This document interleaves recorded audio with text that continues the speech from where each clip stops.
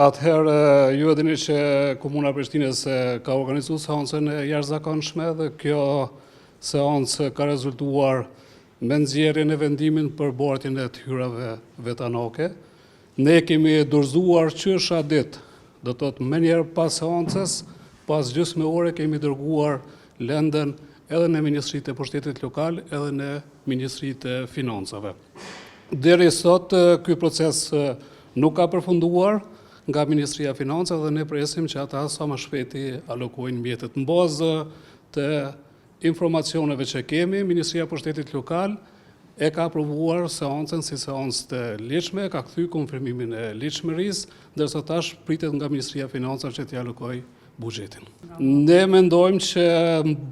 ata duhet sot ose nesër mes së largut të alokojnë buxhetin e Komunës së Prishtinës. Nuk ka asnjë arsye që të vonohet ky proces dhe mbas vlerësimit tonë ata është dashur që të vonojnë edhe ditën e premte edhe gjatë vikendit dhe tashmë ta kishin buxhetin në mënyrë që trafiku urban të funksionojë dhe qytetarët e kenë këtë shërbim të domosdoshëm edhe nxënësit edhe të rinjt edhe të moshuarit në mënyrë që të ketë lëvizje të trafikut urban dhe ky shërbim të ofrohet tek qytetarët e Prishtinës.